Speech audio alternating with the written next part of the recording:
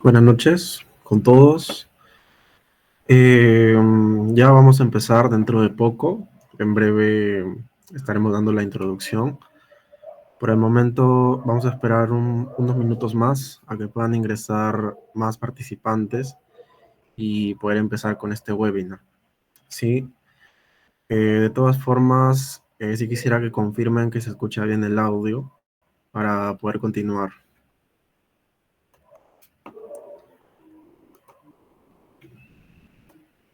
Genial. Genial, si se escucha. Entonces, vamos a esperar unos minutos más, 5 minutos más, para poder empezar. Muchas gracias.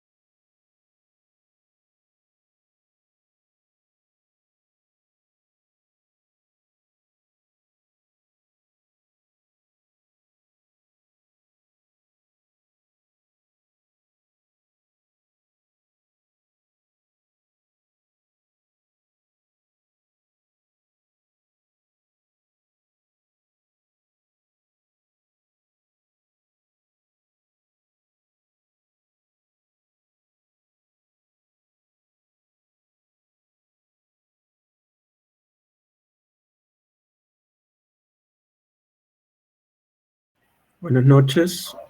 Para los que recién están ingresando, ya en breve vamos a empezar con nuestro webinar acerca de las centrales eléctricas. Muchas gracias por asistir y bueno, esperamos seguir contando con ustedes para las siguientes actividades que nosotros tengamos planeados. ¿Sí? Van a haber más webinars, cursos también. Igualmente, no olviden que, bueno, al terminar este webinar, los que se han inscrito en el formulario van a contar con su certificación de participación. Así que, por ese motivo, se les sugiere quedarse hasta el final. ¿Sí? Muy bien. Entonces, ya me dieron la señal, ya podemos empezar. Buenas noches, queridos participantes. Bueno, mi nombre es Osvaldo Cuaresma, soy vicepresidente de Animera Perú y quiero agradecerle a todos ustedes por su participación en esta jornada. Este es solo el inicio de una serie de eventos que tenemos nosotros preparados para ustedes. Les damos la más cordial bienvenida a nuestro primer webinar titulado La importancia de las centrales hidroeléctricas. Reciban un saludo especial de la Asociación Nacional de Estudiantes de Ingeniería Eléctrica, Electrónica, Mecatrónica y ramas afines. Bueno, nuestra asociación tiene como objetivo fortalecer la formación académica y profesional de nuestros estudiantes de todas esas especialidades, promoviendo el aprendizaje, la innovación, el desarrollo tecnológico a través de estos eventos, cursos y ponencias. A continuación, voy a ceder la palabra a nuestro líder de gerencia, Christopher Solórzano, quien presentará a nuestro ponente de esta noche. ¿Qué tal, Oswaldo? Muchas gracias. Sí, ahora empezaremos con nuestro primer ponente. En este caso, hacerles recordar que antes de iniciar la ponencia, recuerden mantener sus cámaras y micrófonos apagados. Recuerden que en esta plataforma por el chat Meet pueden hacer sus consultas de la ponencia y al finalizar leeremos para que el ingeniero pueda responderlas. De igual manera, haberles recordar que pasaremos el registro de asistencia para que se puedan registrar. Para nosotros es un honor tener como calidad de ponente al ingeniero Roberto Carlos Tamayo Pereira, el ingeniero mecánico electricista por la UNI, con 30 años de experiencia dentro de lo que es el sector. Ha sido delegado de Perú en la OLADE, director del Ministerio de Energía y Minas, el OSINERMIN, en el Comité Andino de Organismos Normativos y Organismos Reguladores de Servicio de Electricidad en la CAN. Actualmente es coordinador de eventos dentro del programa de pregrado y posgrado. Ha aportado su vasta experiencia dentro del desarrollo profesional y dentro de nuevos talentos dentro de lo que es la Universidad Nacional de Ingeniería. Sin más preámbulo, ingeniero Roberto Tamayo, bienvenido, puede comenzar. Muy buenas noches a todos. Qué gusto de verlos y, digamos, de alguna manera compartir esas experiencias que se tienen de transmisión en vivo. Y yo les auguro muchos éxitos en el futuro, dado que no es fácil, todo es un aprendizaje continuo. Y bueno, ahora vamos a hablar de la importancia de las centrales hidroeléctricas.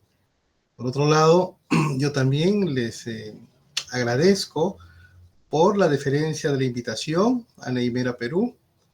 Les agradezco también por, digamos, el espacio que le dan a la difusión tan importante en estos tiempos de aspectos que tienen que ver con algo que es vital para la humanidad.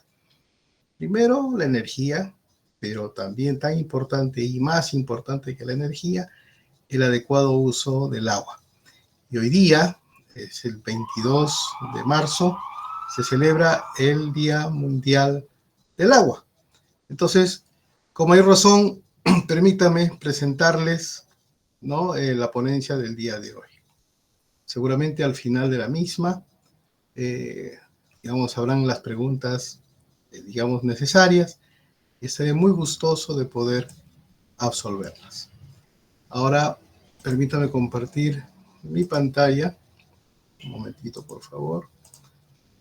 A ver, pantalla completa, me dicen acá. Pero me parece que no la puedo compartir. Ahí está, ya está. Ahora sí. Muy bien. Vamos a empezar entonces a disertar,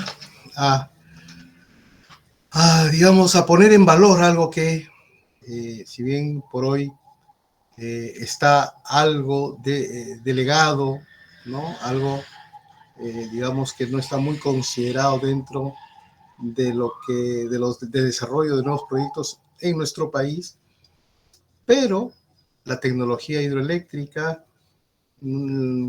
tan madura a nivel mundial no se ha detenido, ¿no? Y lo vamos a explicar por qué. Pero vamos a hacer una pequeña introducción, y en esa pequeña introducción, ¿no? Y además de hablar ya después del contexto peruano con relación al tema de las hidroeléctricas, hay otros aspectos que las vinculan a ese contexto y que también son importantes y que los ven a ver aquí. Para no dilatar más, digamos, la ponencia y poder, digamos, de alguna manera tener más espacio para las preguntas, ¿no? Vamos a a ir directo al grano. Directo al grano, no tanto tal vez de la importancia de las hidroeléctricas, sino más importante aún, de contar con ese elemento de la naturaleza tan vital para todos nosotros, que es el agua, ¿no? Vuelvo a repetir, hoy día se celebra el Día Mundial del Agua. De paso, también hoy día, digamos, se abrió hace unos años una ventana también a desarrollar un día del planeta, ¿no? Donde nos recomiendan apagar la luz, donde nos recomiendan hacer un mejor uso de los recursos. Disculpen, pero ¿saben qué? Lo importante tal vez no es ese día. O sea, lo que digamos tal vez más importante es comprender que todos los días deben ser, todos, absolutamente todos los días y las horas deben ser los días y las horas del planeta, porque no tenemos otro, ¿no? En el mundo, ¿cuántos podrán viajar a Marte? ¿O cuántos podrán emigrar hacia otro planeta? ¿No? Muy pocos, ¿no es cierto? Entonces todos vamos a quedarnos aquí. Y por lo tanto, ese es el planeta que tenemos que cuidar. Y parece que nos hubiésemos olvidado de hacerlo, a tal extremo que incluso nos hemos desconectado de sus necesidades. Más hemos pensado egoístamente en nuestras necesidades, ¿no? A tal punto de haber de alguna manera explotado, sobreexplotado y digamos, y desarrollado muchas técnicas, e incluso la ciencia se ha, digamos, apoyado ello, y eso no significa que esté mal, para que haya, por ejemplo, un extractivismo más incisivo aún. Pero la naturaleza no se resiente, a la naturaleza no le duele, porque la naturaleza renace, ¿no? Y no crean que no piensa, sí piensa, hay maneras de explicar ello, pero no es el momento ni tampoco el espacio, ¿no? Por ejemplo, cuando se tala un árbol, la naturaleza no dice muy bien, han talado un árbol acá, ella está pensando en que a lo mejor lo están talando por alguna necesidad, y ella misma sabe que tiene que brotar otro árbol en otro lugar, hacer brotar otro árbol en otro lugar, pero no necesariamente ya en la zona de influencia, sino a lo mejor al otro lado del mundo. Porque la naturaleza es un conjunto, la naturaleza es un todo. No se puede pensar en la naturaleza del Perú y, digamos, decir, ya no me importa lo que sucede en Australia. ¿No es cierto? Entonces, miren, ahora ya hablando del agua, ¿no? Les puedo preguntar, o nos podemos todos preguntar, ¿en qué lugares llueve? Y podrían no tener problemas de escasez de agua. ¿Y dónde están ubicadas las ciudades con mayor cantidad de habitantes? Porque sabemos, ¿no?, que en algún momento van a haber, digamos, reacomodos del clima. Van a ver que de aquí a unos 2 años, la palabra cambio climático o la expresión cambio climático va a virar, tal vez no de concepto, pero sí no va a virar la expresión. Ya yo lo he estado escuchando de muchos doctores de muchos lados del mundo, donde se habla más de un reacomodo del clima, ¿ya? Por ejemplo, la vez pasada ya salió una noticia en la cual se están volviendo a recuperar las bajas temperaturas en los cascos polares. Las bajas temperaturas, les hablo. Ese calentamiento que se decía que iba a llegar al más 1.5, al 2 grados, parece que se ha ralentizado. Por muchas otras razones que tampoco ahorita vale el tiempo explicar, porque tenemos muy poco tiempo. Pero observemos a esta Sudamérica de acá, donde vamos a poder ver que ¿no?, acá en esta escala, las ciudades más pobladas son casi de color blanco, ¿no? Miren, por ejemplo, acá no se equivocan, ¿no es cierto? Lima, toda la costa peruana, tiene el color blanco. La zona andina, en la zona andina hay una digamos, población, digamos, intermedia, digamos, en la distribución normal, seguramente de esta estadística. Buenos Aires, miren, está por acá, perdón, Santiago, ¿no es cierto? Buenos Aires está acá en la costa, seguramente por aquí está Río de Janeiro, Sao Paulo está por acá. En todas, si vamos a Colombia, vamos a ver que las ciudades más importantes de Colombia, acá está creo que Bogotá, por aquí está Cartagena, no, Medellín, si no me equivoco, por aquí, bueno. Como verán, solamente en la costa peruana, las ciudades más grandes están emplazadas allí, en esa zona geográfica.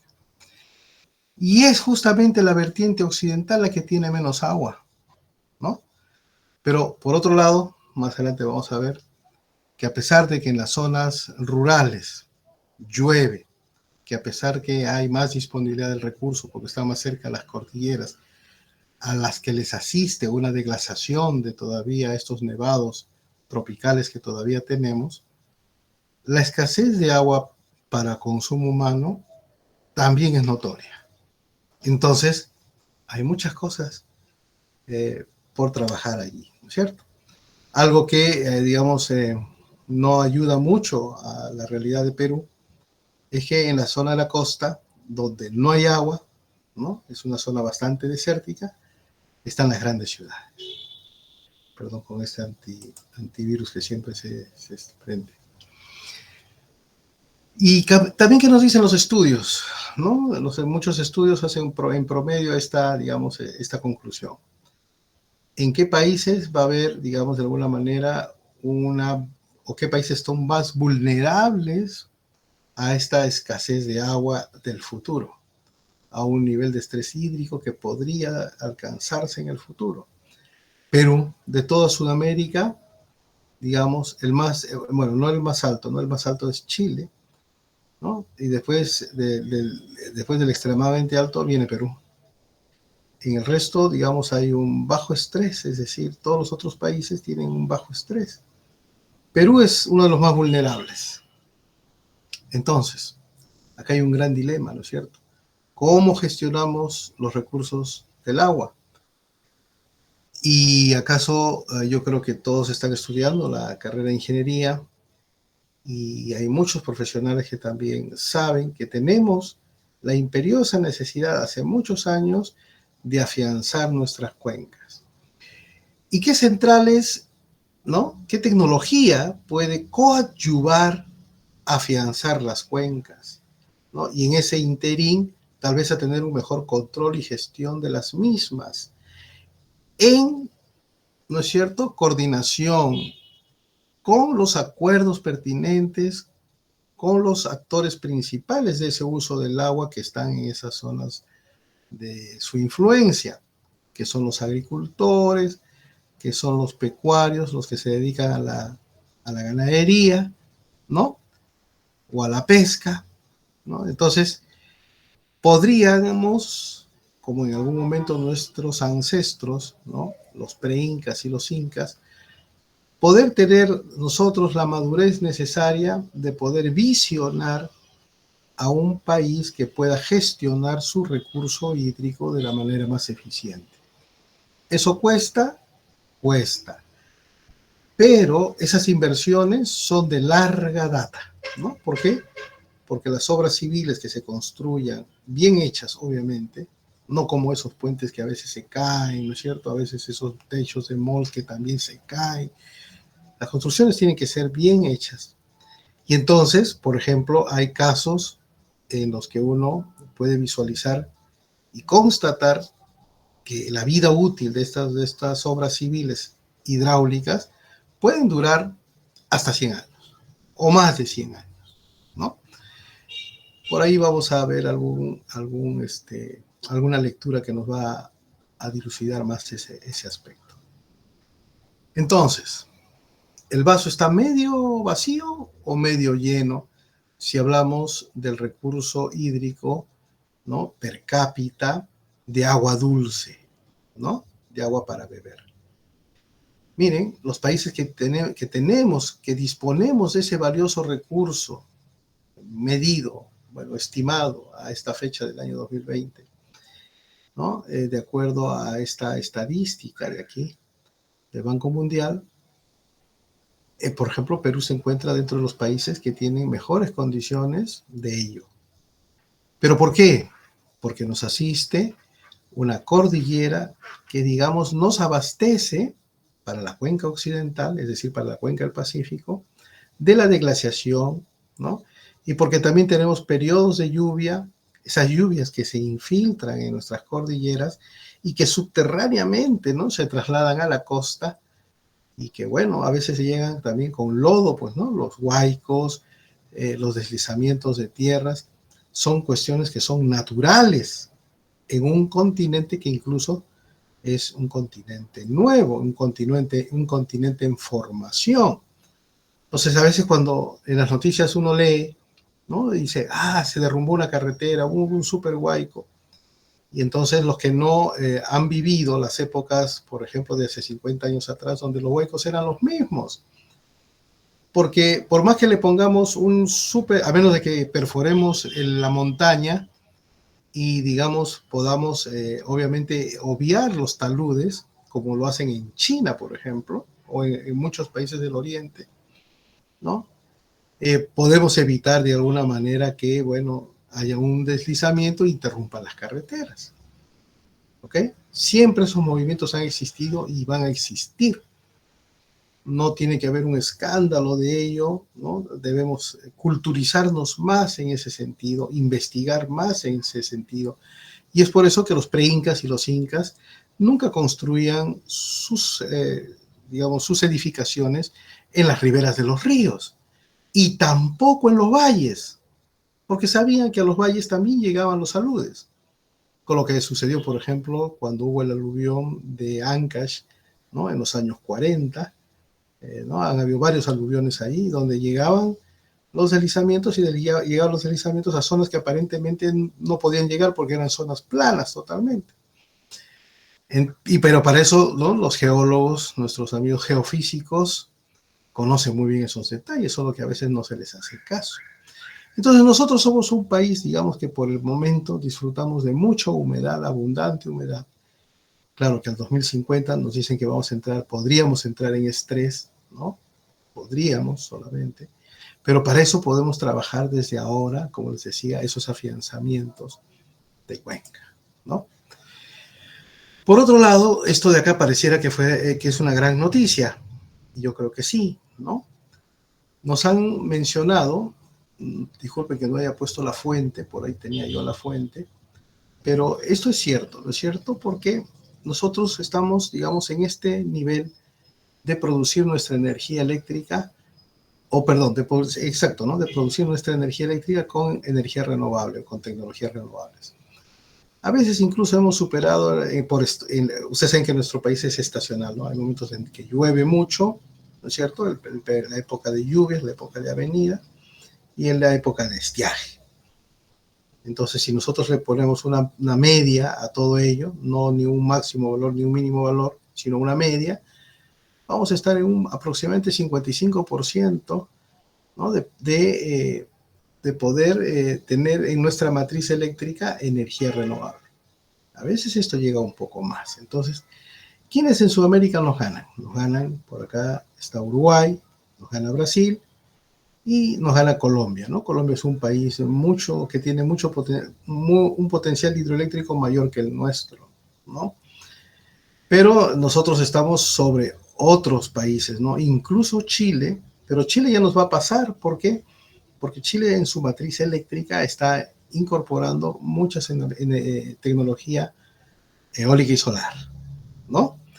Entonces, claro, a todo ello, si a toda esa eólica solar le sumamos también algo de hidroeléctricas que tiene, bueno, nos van a superar. Pero nosotros acá este gran componente de hidroeléctrica, si tenemos 55%, más o menos el 10% es eólica y solar, ¿no? Tal vez un poquito más, 11%. El resto es hidroeléctrica y también un poco de cogeneración y bioenergía, ¿no es cierto? A partir de desechos forestales, desechos orgánicos, ¿no? Esas centrales que, digamos, se generan a partir de biodigestores, ¿no? Entonces, eso es nuestra realidad por hoy. Objetivamente, entonces, siendo un país con muchas renovables, ¿se garantiza el suministro de un sistema eléctrico de potencia? ¿No? Si quieren, pueden volverme a hacer esa pregunta al final de la presentación. Y yo les voy a decir, vamos a examinar algunos sistemas. Vamos a examinar por hoy el sistema peruano y el sistema de Chile. Este es el sistema de Chile, miren, ¿no? Yo sé que acá hay muchos alumnos que seguramente son acuciosos y han, de alguna manera, ya, digamos, por la información que hay en las redes, pero infórmense, digamos, de las buenas fuentes, ¿no? O sea, siempre consulten las redes, es importante, ¿no? Por ejemplo, el TikTok es maravilloso, pero si siguen a los tiktokeros correctos, ¿no? Van a tener buena información. Pero si siguen a los TikTok de la farándula, ahí sí se van a distraer. Y así, ¿no? El YouTube también tiene muy buena información, el LinkedIn también, ¿no? Y entonces van a ver que hay valiosa información allí. Y yo he bajado esta información de un influencer de LinkedIn, del sistema de Chile, ¿no? Y entonces, por ejemplo, en Chile ya han desarrollado esta curva pato, ¿no? Esta es la pancita del pato, así le llamaban pues en California. Y este día fue el día de la falla que hubo en Chile, ¿no? Ha habido un apagón en Chile, digamos, cuando fue el 25 de febrero, ¿eh? El 25 de febrero. Y entonces, ¿qué resulta? Acá le han echado la culpa a que ha habido mucha solar, ¿no? Mucha eólica y solar, o sea, es decir, mucha renovable, y que no ha habido la cantidad suficiente de inercia en el sistema para soportar esa falla, porque fue una falla en la línea de transmisión, ¿no es cierto? Desconectó la línea. Han tenido, digamos, muchos mecanismos digamos, de mitigación de este tipo de fallas, tal vez no funcionaron, etcétera, etcétera. Pero aparte de ello, ¿no? Que bueno, las investigaciones dirán qué es lo que sucedió efectivamente, más o menos yo sé qué es, pero también en otra oportunidad lo hablaremos. Pero quería mostrarles, ¿no? La importancia de contar con otros tipos de tecnologías en el sistema. Acá tenemos la tecnología a carbón. Esta es tecnología a carbón, miren, ¿no? Ellos tienen poca hidráulica, ¿ves? La parte de abajo es su hidráulica, ¿ya? Tienen el carbón, ¿no? Y tienen también gas natural, ¿no? Y tienen hidroeléctricas de embalse, miren, ¿ah? Hidroeléctricas de embalse. Entonces, ¿qué sucede acá? ¿No? ¿El suministro se puede garantizar bajo estas condiciones?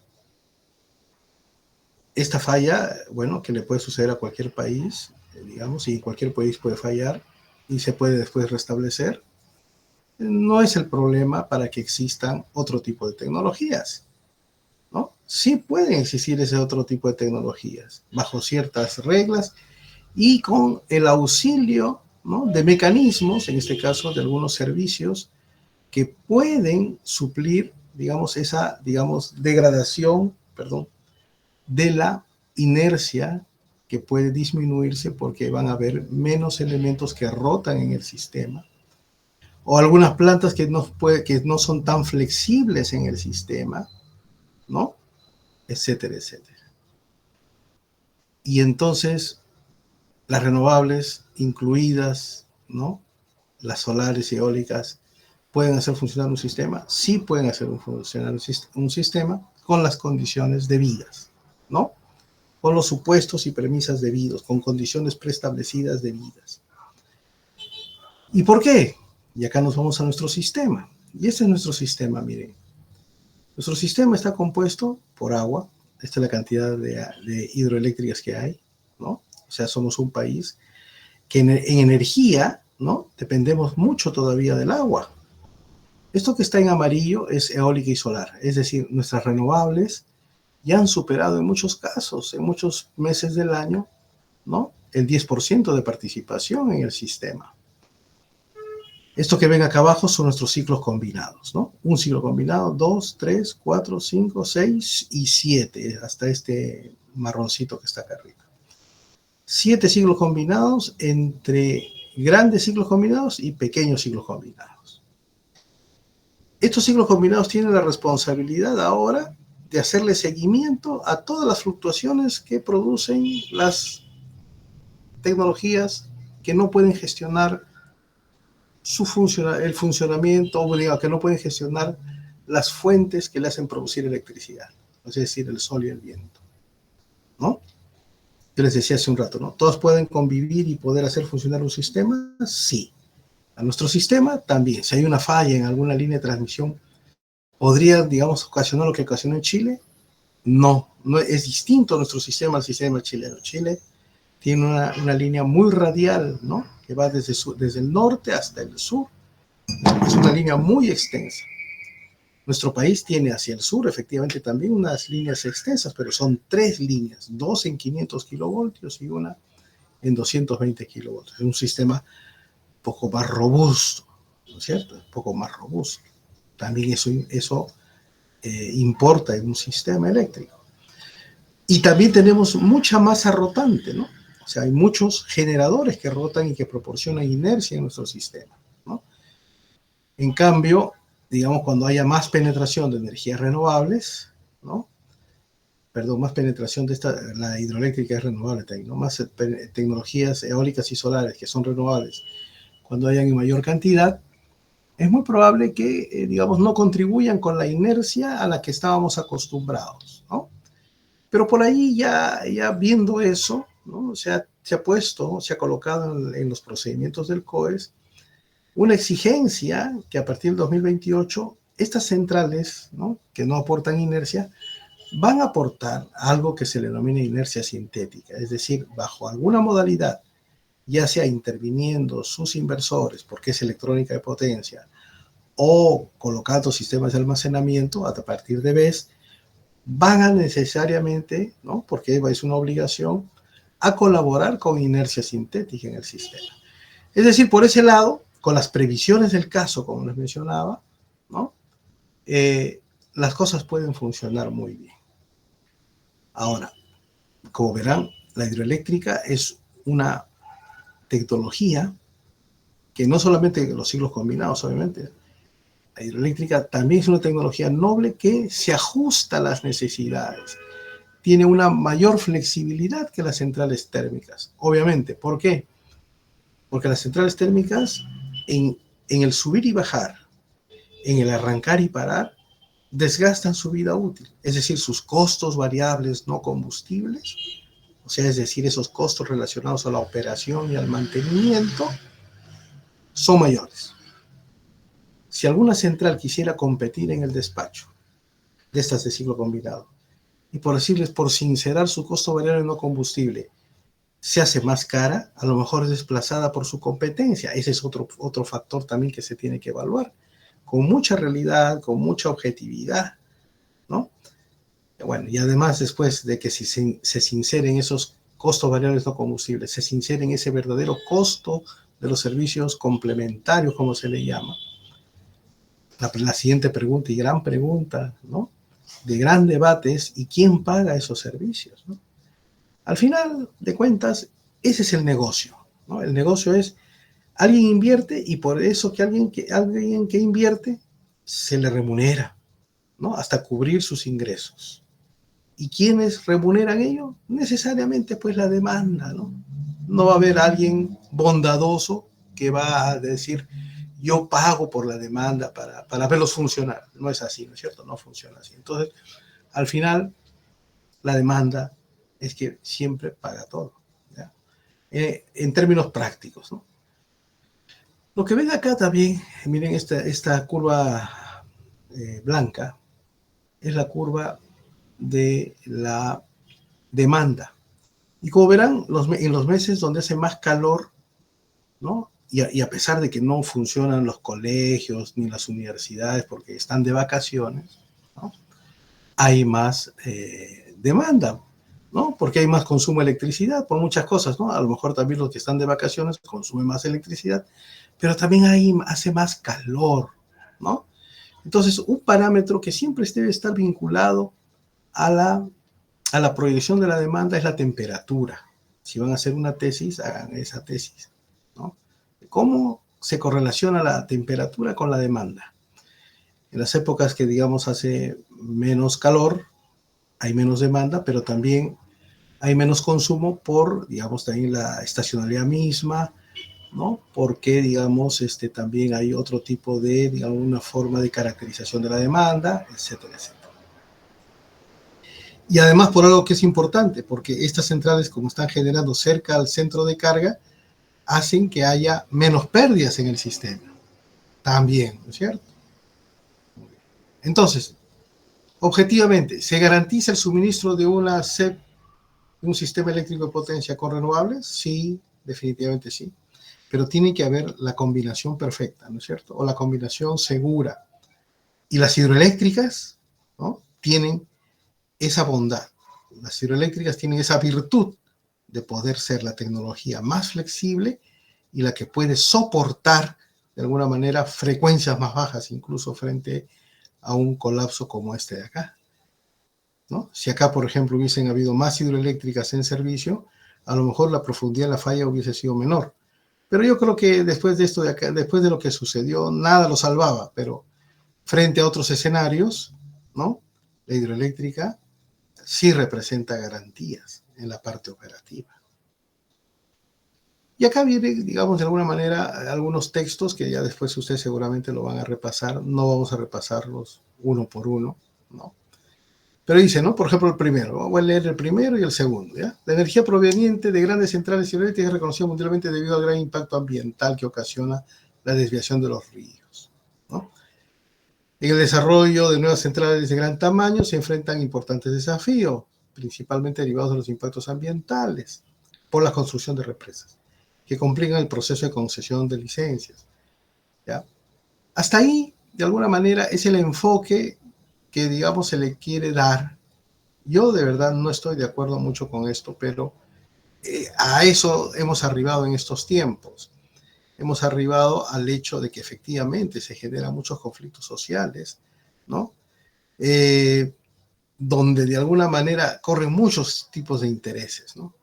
Pero hay maneras, deberían desarrollarse formas para, digamos, mitigar esas condiciones, porque se necesitan grandes centrales hidroeléctricas, ¿ya?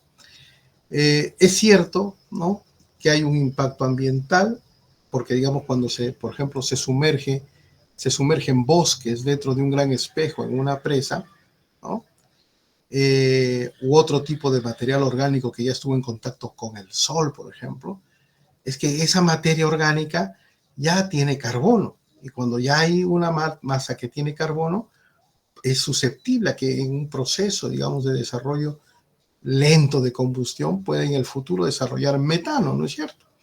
Entonces, efectivamente, hay una potencial, digamos, un potencial impacto, digamos, por temas de contaminación de CO2, ¿no?, o de metano que está ahí sumergido. Pero hay tecnologías como para mitigar esos temas.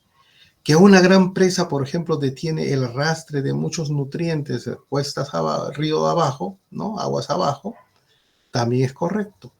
Pero hay técnicas que permiten derivar parte del río para que esos nutrientes sigan fluyendo por un costado de la presa.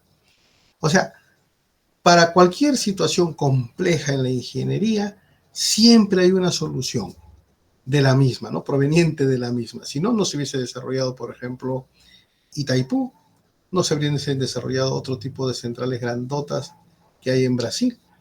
No se hubiesen desarrollado, por ejemplo, también centrales que, digamos, están en Europa o están en otros lugares. Va a depender mucho de las políticas también, ¿no? Es amplio hablar de esos temas, ¿ya?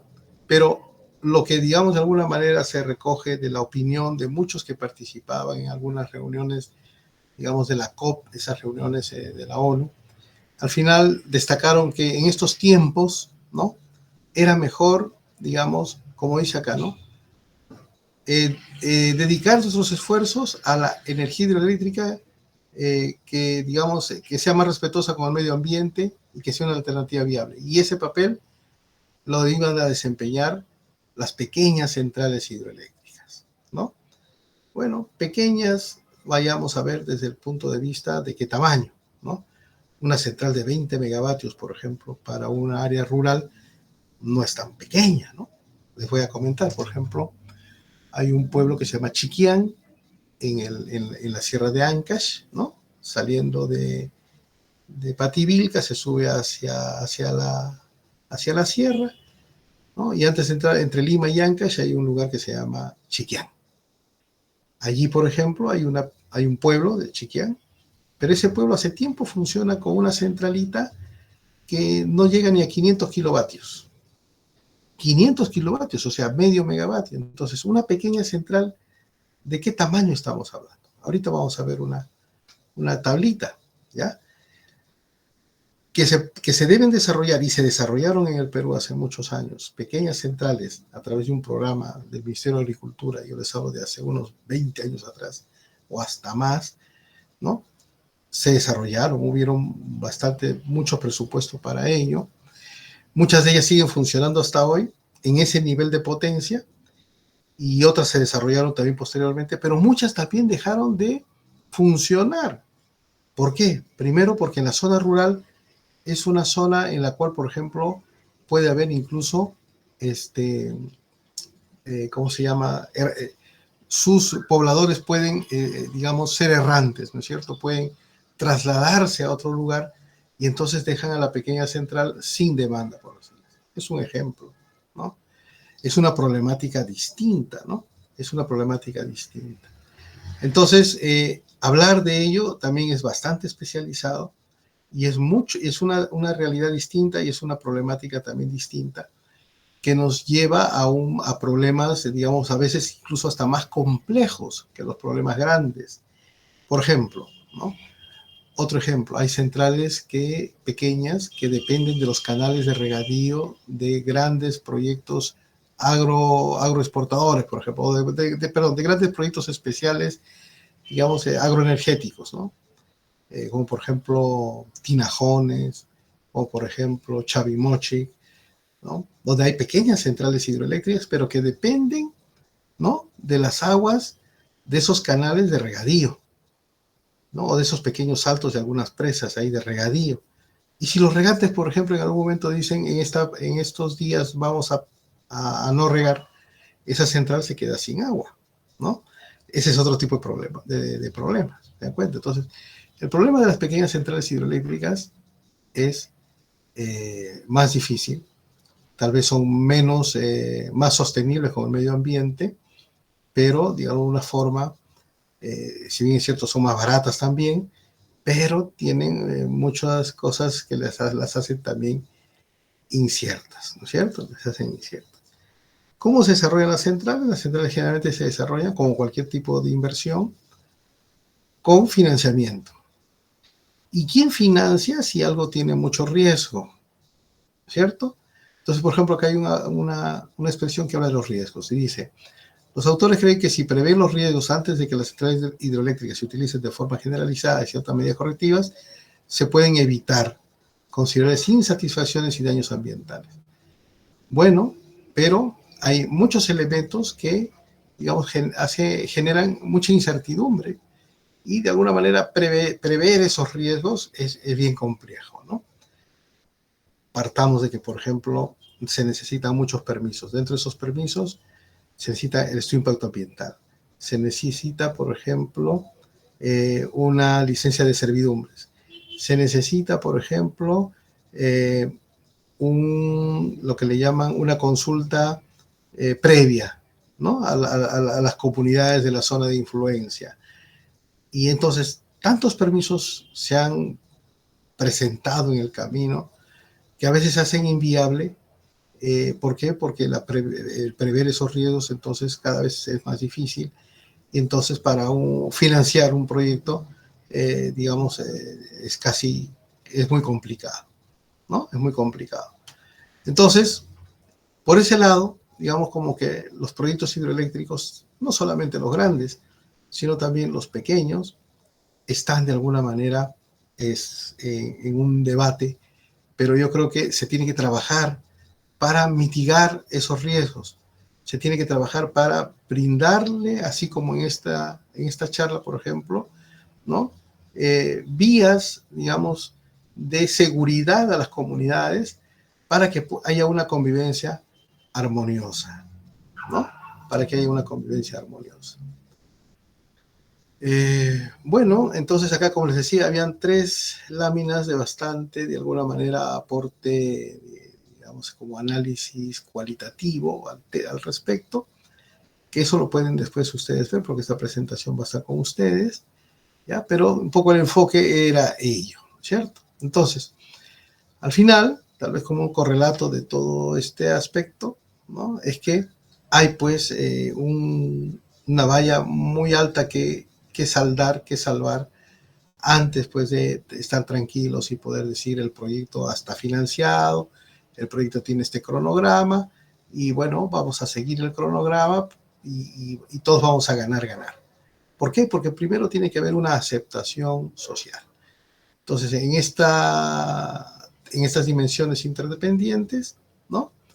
Lo primero es la aceptación sociopolítica, que está influenciada por aspectos tecnológicos y políticos, porque al final de cuentas, esa tecnología, de alguna manera, tiene que ser, digamos, sostenible, ¿no? Esa tecnología no podría, de alguna manera, vulnerar algunas necesidades de la zona de influencia. Y porque después, ¿no? Como que toda decisión es política, ¿no es cierto? Esta puede impactar en la opinión pública, ¿no? Y miren, escalar esto hasta partes interesadas como los legisladores, ¿no?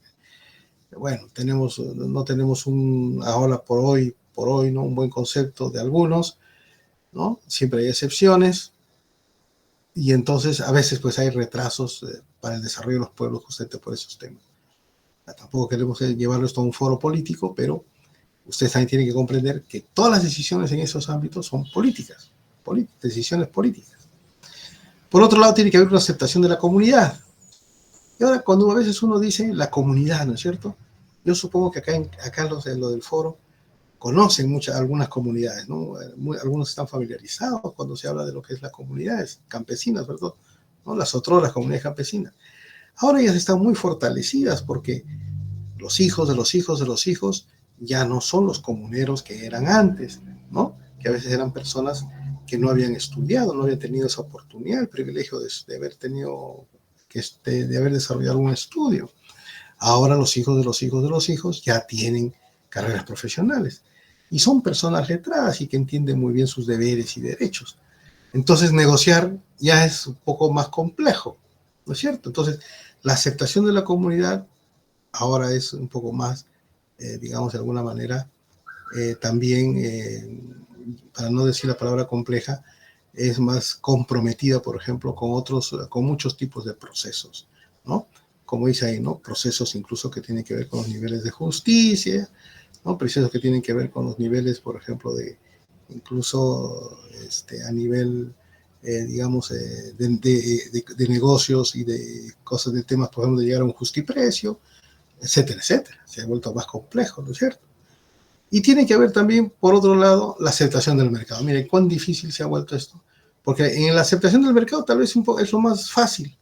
¿Por qué? Porque a lo mejor se necesita oferta porque ya la demanda está creciendo y qué bueno que venga una oferta barata, ¿no es cierto?, de costos variables baratos, entonces nos ajustamos o ya por ahí se puede desarrollar un buen contrato que viabilice, obviamente antes de todos estos pasos, ¿no?, la financiación, ¿no?, que se cierre financieramente el proyecto.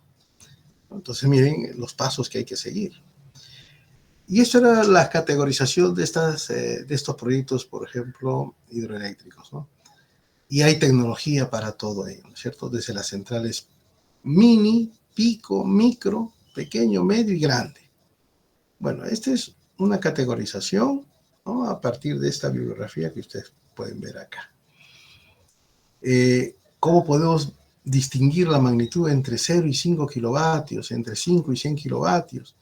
Bueno, antes teníamos nosotros como forma de medir un foco incandescente, ¿no? Los focos incandescentes de 100 vatios, ¿no es cierto?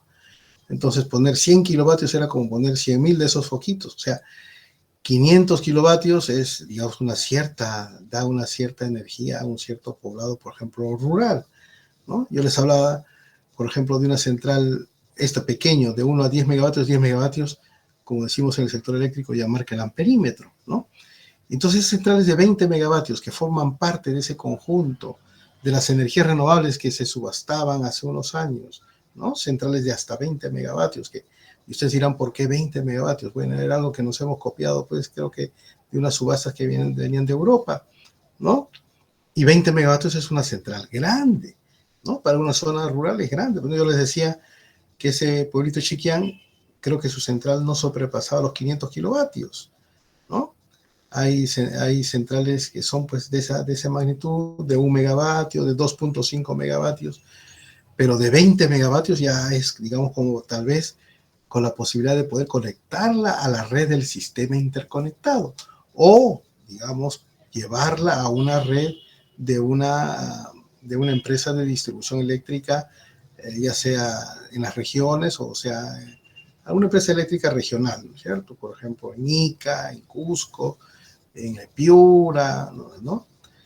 Entonces, estamos hablando de ese tipo de centrales, ¿no? Vamos al contexto peruano, como para ir un poquito más rápido, dado que creo que estamos ya con el tiempo, me avisan, ¿ya? Creo que estamos una media hora de presentación y pasamos a las preguntas, ¿ya? Contexto peruano, rapidito.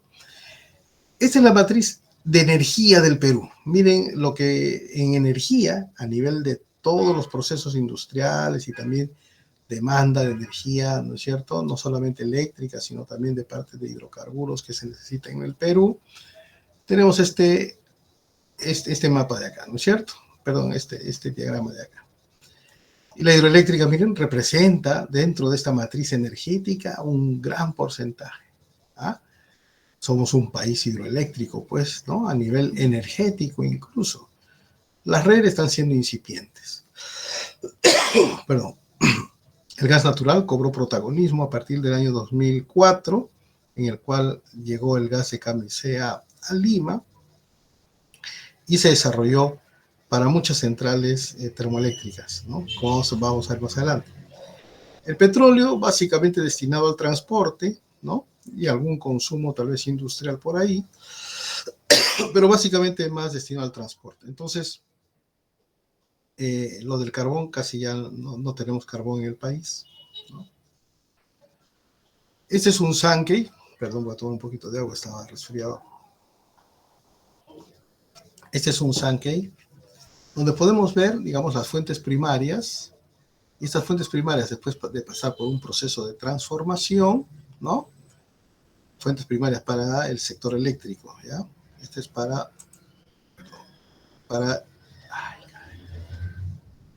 el sector eléctrico, ¿sí? Para el sector eléctrico.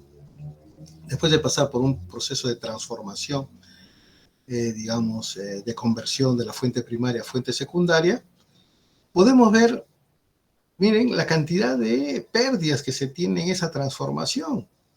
Esas pérdidas generalmente son porque las centrales, por ejemplo, a ciclo combinado, ¿no? Tienen un porcentaje de eficiencia de 50%, ¿no? En cambio, las hidroeléctricas tienen una eficiencia de 85%. Ahí va otra ventaja para las hidroeléctricas, ¿no? No vamos a entrar en detalle de esto, me disculpa. Esta es la demanda del sistema. Como les decía, la demanda del sistema es estacional, ¿no? Generalmente en verano, donde hace más calor, se despunta la demanda, ¿no? Hay un crecimiento de la demanda, son nuestras máximas demandas generalmente del año. Antes las máximas demandas del año, yo les hablo de hace unos 10, 15, 20 años atrás, se daban en los meses de diciembre, ¿no? Porque ahí llegaba la Navidad, todo el mundo se ponía a producir para, digamos, diversos... la industria pues tenía que cumplir su rol de atender mucha demanda de productos industriales en el mes de diciembre, pues, ¿no? En el mes de las fiestas.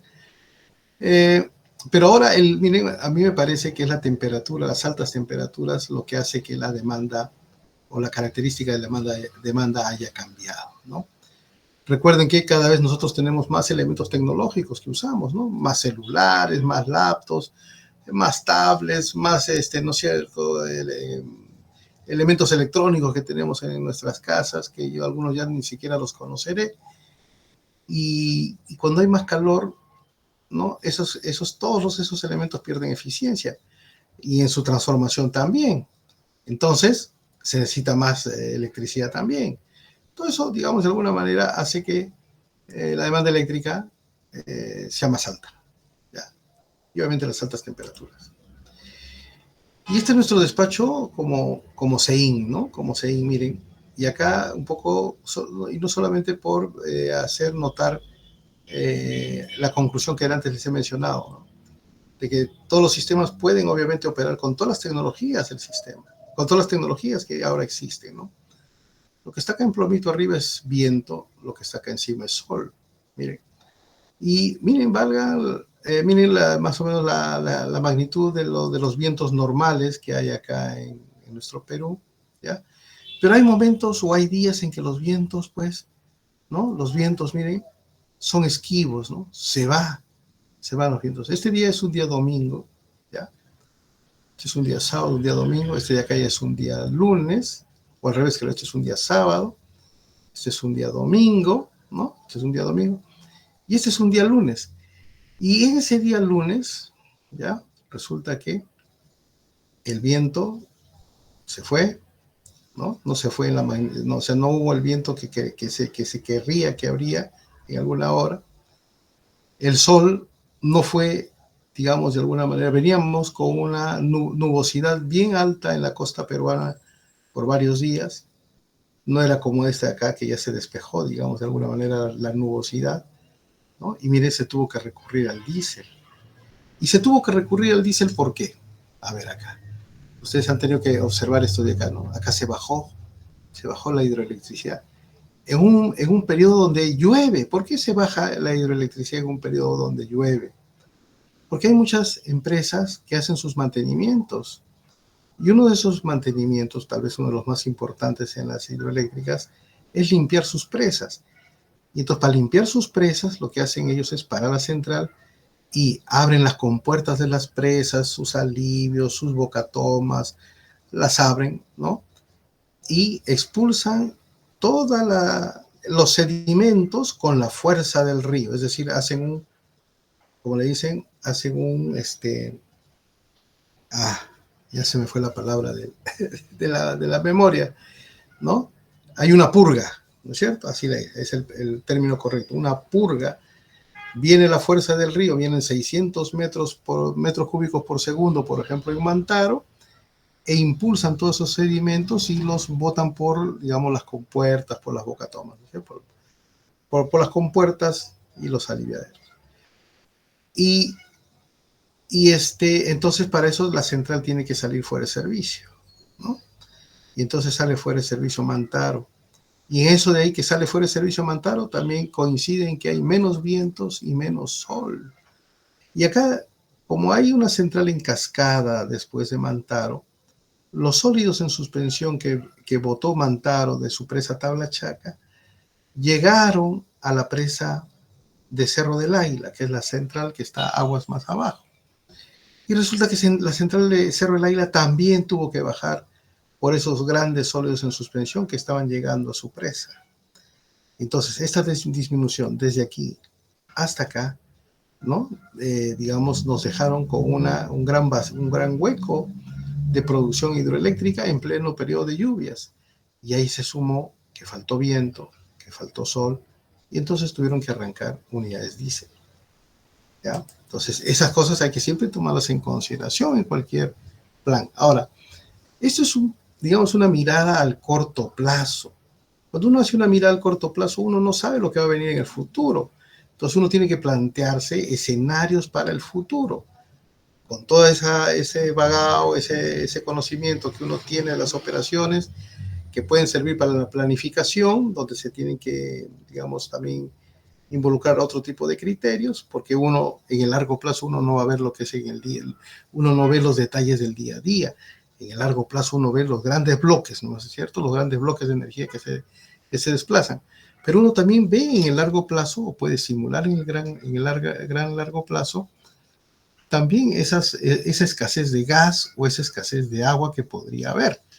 Y entonces ahí queda, digamos, de alguna manera plasmada en la iteración, el desarrollo de la optimización, ¿no? Del despacho. esas indisponibilidades. Y nos podrían arrojar, por ejemplo, uso de diésel, o nos podrían arrojar, por ejemplo, incluso energía no suministrada en algún momento, ¿no? En el largo plazo. Entonces, conocer los detalles del corto plazo nos pueden dar una idea de las cosas que pueden suceder en el largo plazo. Y esto de acá es un grafiquito muy bonito porque miren, acá se puede demostrar también aquí, digamos, matemáticamente, con un poco de correlación, o con un poco de, digamos, sí, pues con correlación, la complementariedad que hay, ¿no? Entre el viento y la hidraulicidad, ¿no? Lo que está acá arriba es la producción hidroeléctrica y lo que está acá abajo es la producción eólica. Entonces vamos a poder ver que, por ejemplo, cuando hay mucha agua, hay menos viento.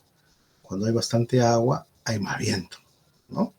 Más o menos es una regla que se cumple, es una regla que siempre es normal que se produzca en cualquier parte del mundo. Esto de acá, digamos, de alguna manera también refleja esa situación. Y cuando hablamos, por ejemplo, de complementariedad, porque esto no lo he puesto en una lámina, podemos también hacer hincapié en el hecho de que también somos hidrológicamente complementarios, como por ejemplo con Ecuador y Colombia. Cuando acá en Perú no llueve, en Ecuador y Colombia llueve, ¿no? En la última oportunidad, Colombia estuvo bajo un gran estrés hídrico, ¿no? Un gran estrés hídrico que incluso, y fue producto, ¿por qué? Porque hubo un gran estrés en los ríos de la Amazonía, ¿ya? O sea, en la cuenca, o sea, lo que se secó fue la vertiente oriental, o sea, es decir, esos ríos que se van hacia el Amazonas, que se van a la Amazonía, que se van al Atlántico, ¿ya? Por ahí comentábamos con un colega ecuatoriano y me decía, ¿no?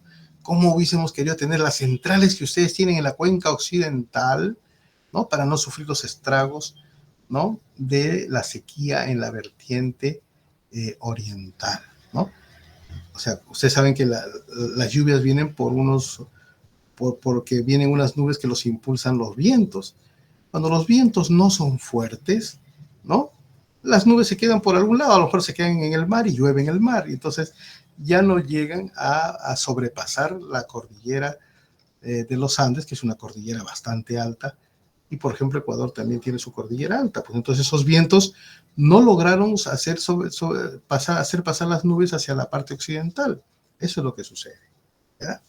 Entonces no hubo agua en la vertiente oriental, ¿ya? Y eso, digamos, de alguna manera generó muchos problemas en Ecuador.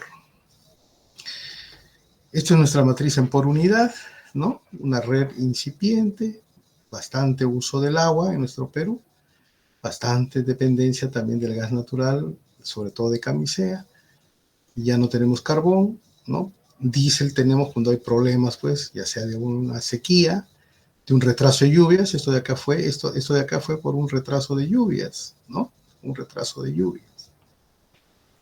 Y al futuro, ¿cómo será? Acá a mano alzada, pensando en que tal vez a lo mejor podríamos llegar a una penetración de 20% al 2050, que podría ser más, ¿no? Algunos quisieran que fuera 40%, otros que fueran 30%.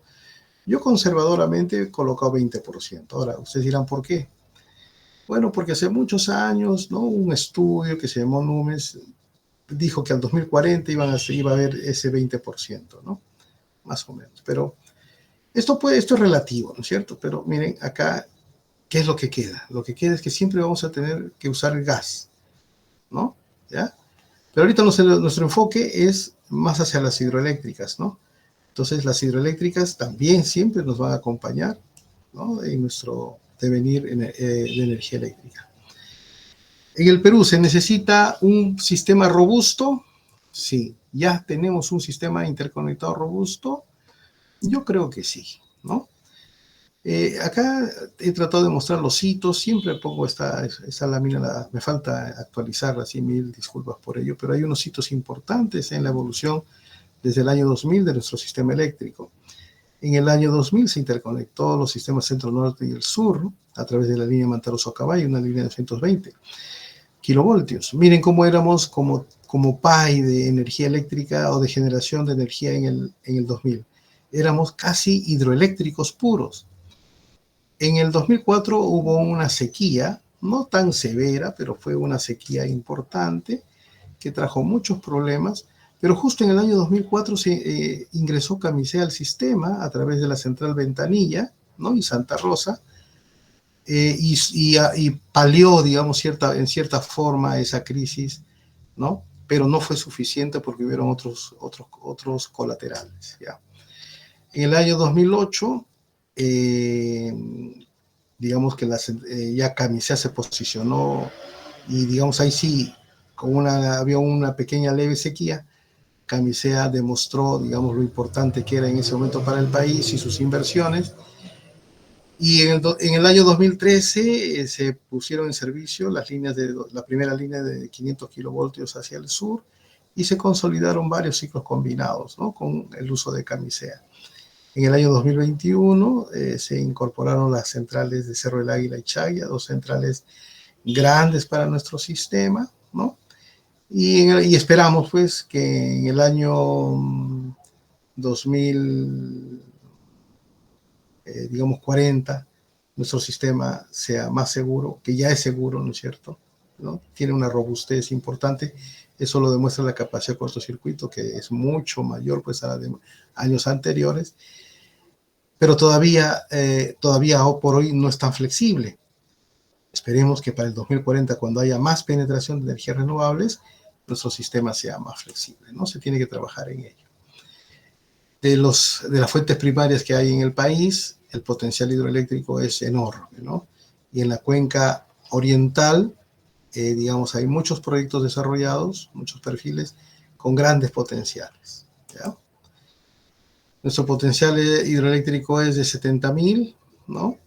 Tal vez de esos 70.000 habremos utilizado el 6-7% nomás, ¿no? De esa fuente importante primaria. Y bueno, según algunos cálculos que han hecho algunos expertos también en el sector, dicen que pues sumada a la hidroelectricidad, el potencial hidroeléctrico, el potencial solar y todos esos potenciales de renovables, nuestro Perú podría ser renovables pues hasta el 2100, ¿sí? Sin necesidad de depender a veces ni siquiera del gas, porque si tuviésemos bastante hidroeléctrica, podríamos de alguna manera paliar la intermitencia de las solares y eólicas. Eso, bueno, hay que demostrarlo, ¿no? Bueno, después también, por ejemplo, esto de acá es digamos, una idea de ordenamiento de menor costo variable a mayor costo variable de nuestro parque de generación. Como podemos ver, las centrales más baratas, pues obviamente son las centrales hidroeléctricas, obviamente con las solares y eólicas también, ¿no? Y que hacen que esta parte del sistema, es decir, por lo menos hasta los 4.000 megavatios, ¿no? O hasta los tal vez 5.000, 4.800 megavatios, sean abastecidos con costos variables baratos, ¿no? Baratos. A partir de allí ya comienza a haber una tendencia mayor, ¿sí? Una tendencia de costos o de tecnologías de costos variables mayores. Un factor importantísimo, ¿no? En el sector eléctrico, bueno, en la generación eléctrica, es el factor de planta. Y acá podemos distinguir los factores de planta de 4 centrales características, de 4 centrales hidroeléctricas relevantes de nuestro país. Mantaro, Cerro del Águila, Chagua y Huinco. Miren, yo eso les voy a dejar de tarea para ustedes, pero yo se les voy a decir, miren que Mantaro ha logrado este alto factor de planta porque ha invertido también mucho en afianzar sus cuencas. Hubo un tema en el año 2000, 2001 me parece, donde el lago Junín, el lago Chinchaycocha, de alguna manera fue puesta su política de carga y descarga, es decir, de embalsar y desembalsar.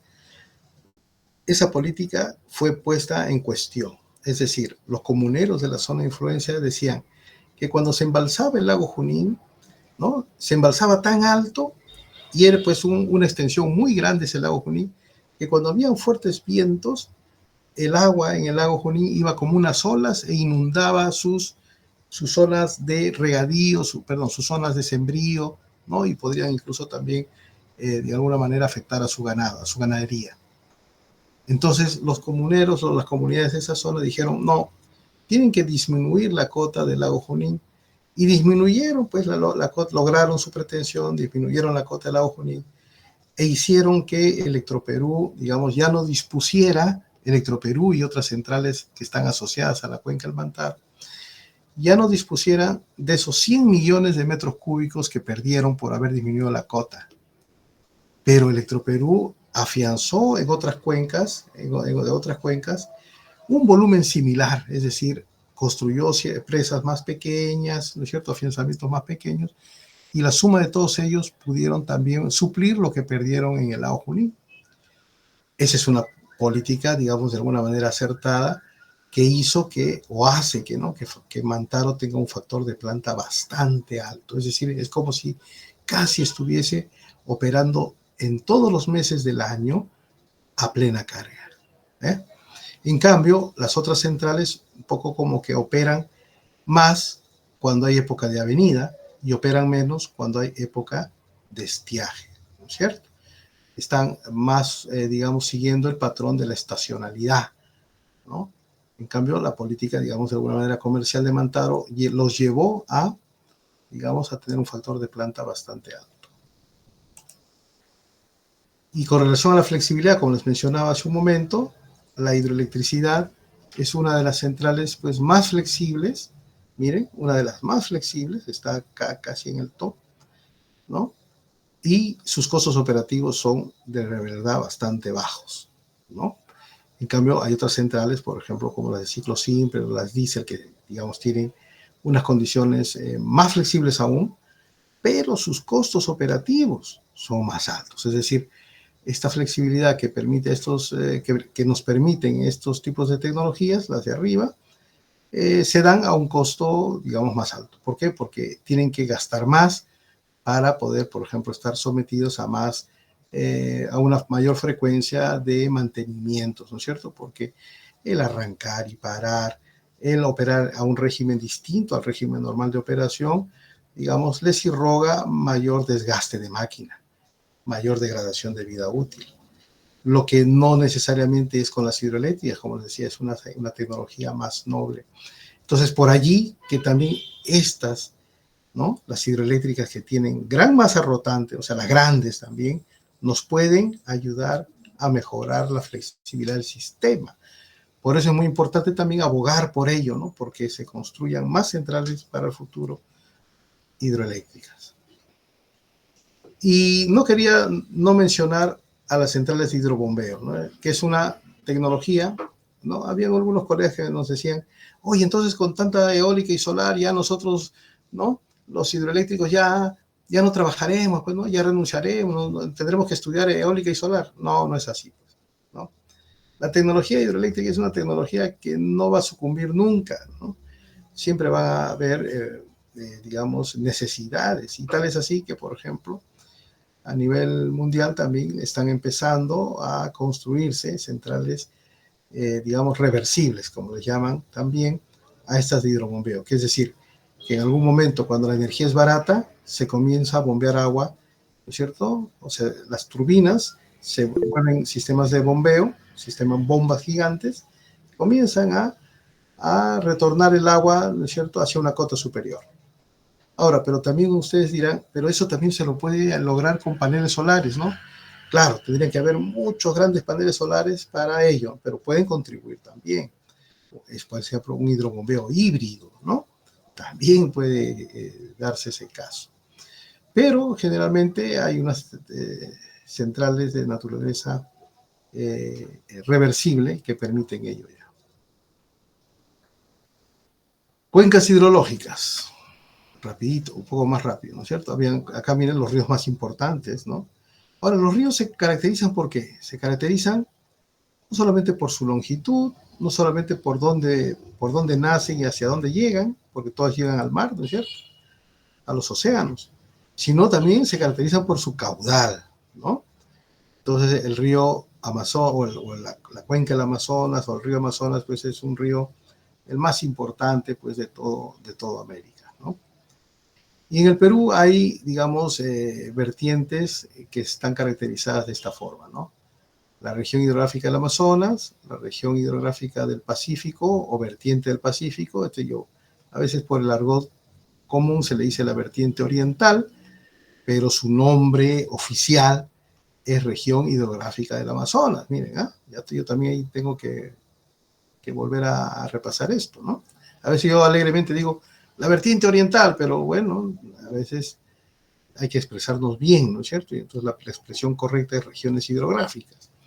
Y también la región hidrográfica del Amazonas, ¿no es cierto?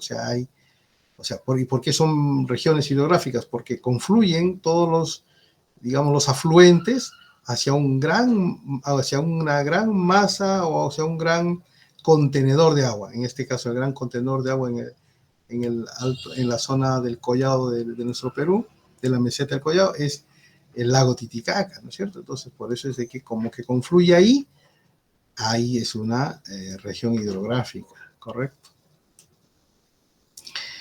Y no quería no mencionarles esto, ¿no? Miren, este es un gráfico, una fotografía que le tomé a un libro que por ahí tengo, donde muestran el proyecto original de Mantaro. ¿Cómo fue concebido Mantaro? Mantaro fue concebido no como 7 unidades de generación que tiene ahora, sino fue concebido para que sea operado por 17 unidades generadoras, ¿no? Acá no lo vemos en el detalle, pero ahí lo dicen pues las memorias, ¿no? Entonces, miren, este fue el Mantaro que fue hipotético allá por los años 60, ¿ya? Por los años 60.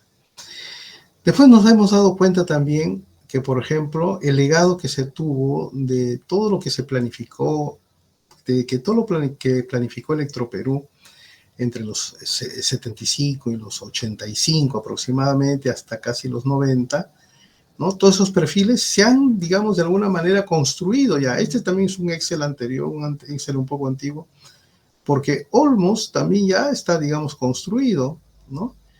Platanal se construyó, Machu Picchu también se construyó, Tarucani creo que es algo que todavía no se construye, pero por ahí todavía está por construirse. Santa Teresa, Chévez, el Sangabán 1 ya está pronto también a ser construido, ¿no? Santa Rita también, que es creo que Quitaraxa, Pucará, la Virgen, Quitaraxa. Entonces, todos estos proyectos que estaban dentro de los planes de Electroperú se construyeron, ¿no? Acá no vamos a discutir, digamos, de qué potencia fueron concebidos y cuánto es ahora, ¿no? Se supone que más o menos de lo que se preveyó en esa época en Electroperú, algunos han pues superado, algunos han, digamos, crecido un poquito más en megavatios, ¿no es cierto? Y bueno, acá eso yo lo estaba haciendo un seguimiento, pero ya después se me pasó, ¿no? Entonces, es importante acá, como conclusión también, una conclusión es importante que se planifique, es importante que se prevean cosas, digamos, con antelación para que puedan ser de alguna manera desarrolladas en el futuro. Ahora ustedes dirán, ¿esto de acá se concibió en estos años? No, vuelvo a repetir, esto se concibió en los años 80, 75, 80, 85, ¿ya? ¿No? Recién vieron la luz en estos tiempos. Y deberían seguir viendo la luz estos otros tipos de proyectos que están por acá. Por ejemplo, esta es la cuenca del Marañón, ¿ya? Esta es la cuenca del Marañón, esta es una bonita iconografía, ¿no? Ignografía, perdón. Donde, por ejemplo, esta cuenca del Marañón se podría tener una explotación de algunos megavatios necesarios para el sistema, ¿no? Muy bien. El cambio climático. Yo les hablaba del cambio climático, claro, hay muchos reacomodos que hay en las condiciones hidroclimatológicas del mundo, ¿no? Hay un patrón en común, es un sistema, digamos, hay algunas zonas la situación es más grave que en otras, ¿no es cierto? En un sistema eléctrico débil y sin inversiones no está preparado para lo que se viene, ¿no? Pero ya hemos un poquito repasado y hemos visto que nuestro sistema, por lo menos eléctrico a nivel de transmisión, está bastante robusto, ¿no? Y, digamos, se debe pensar en que estas tecnologías, las hidroeléctricas, pueden aportar digamos, lo pertinente para justamente incluso hacerlo más seguro aún, porque es importante también comprender que las tecnologías, estas renovables, eólica y solar, nos van a acompañar, tienen que acompañarnos, porque sus costos variables, combustibles, el sol y el viento no cuestan, ¿no? Pero antes hemos visto el diagrama de carga de Chile, y todos los países apuntan a tener su curva Pato de esa misma manera, ¿no? Solo que hay que estar preparados, ¿no es cierto? Entonces, si bien, por ejemplo, se pueden ir las lluvias, pero si uno tiene una buena gestión del agua, ¿no? Uno puede, digamos, hacer frente a esas situaciones. Además, no solamente se trata de desarrollar esas presas con fines hidroeléctricos, sino también de afianzamiento de la cuenca para beneficios, digamos, de todas las actividades económicas que hay asociadas a esa cuenca, ¿sí? Entonces, el cambio climático viene afectando, digamos, el ciclo hidrológico normal. Por ejemplo, pueden estar habiendo sequías prolongadas, puede haber eventos extremos. En el caso de la evaporación, por ejemplo, cuando hay temperaturas más altas, miren, hace unos meses atrás yo entrevisté a propósito, les voy a pedir que me sigan en un canal que se llama Con Mucha Energía. Gracias, Mavi, por su comprensión por el cherry. En realidad, entrevisté a una doctora de la UNI, la doctora Ada Arancibia, y ella explicó muy didácticamente, ¿no?, que en estos tiempos son épocas en las cuales el periodo de lluvia se acortó para nuestra región, para nuestra zona de influencia. Se acortó. Lo que empezaba en septiembre ahora empieza en diciembre. Y lo que acababa, por ejemplo, en mayo, en junio, ahora acaba en abril. Es decir, las lluvias se dan entre diciembre y abril. ¿Eh? Y en ese corto periodo de tiempo llueve más, porque todo el agua que digamos se evapora, perdón, toda la masa de agua que se evapora, que es transportada por el viento, tiene que, digamos, de alguna manera decantar en alguna parte de nuestra zona de influencia. Puede puede, por ejemplo, inundar las pampas argentinas y dejarnos en sequía por acá, o puede de las pampas energías inundar Bogotá, o digamos haber tantas buenas lluvias como ha habido ahora en nuestra vertiente oriental. Si miren, las condiciones extremas secaron la región de la Amazonía. Entonces, nuestros ecosistemas están cambiando, se están reacomodando. La misma Amazonía, dentro de sus innumerables ecosistemas, también el proceso de evapotranspiración de la Amazonía está cambiando, ¿no? Entonces, ya no es la misma evapotranspiración de los árboles, que es muy importante y que también generan humedad, está cambiando. Hay que tener mucho cuidado con ello. Y el deshielo, esperemos, ¿no es cierto?, con esa noticia que como les decía, leí hace unas semanas, de que las temperaturas en los casquetes polares ya estarían alcanzando niveles, digamos, de menor temperatura en estos tiempos. Ojalá que se traslade también a nuestros nevados tropicales que tenemos en nuestras cordilleras, ¿no? ¿Para qué? Para hacer que tal vez la deglaciación, ¿no?, por lo menos se ralentice, ¿no? Se ralentice, se disminuye. Entonces, en diversos países ha habido afectaciones, ¿no? En Colombia ha habido estrés hídrico, en Ecuador el año pasado han habido, digamos, muchos cortes de suministro. El 72% de su matriz es hidroeléctrica, ¿no? Entonces tiene un golpe bien fuerte cuando no tienen centrales térmicas que acompañen esas reservas, que les permitan, pues, poder restituir esa falta de hidroelectricidad, ¿no? En Argentina hay mucho calor, es un país que tiene muchas brechas, una gran brecha de temperatura. En las épocas de verano tiene más de 40 grados y en las épocas de invierno bajan a veces hasta menos 30 grados en algunas localidades de Argentina. Entonces necesitan mucha calefacción, mucho aire acondicionado, ¿no? Y Brasil, de alguna manera, bueno, tuvieron una gran crisis hace unos años atrás y Brasil ha mejorado, ha diversificado su matriz eléctrica.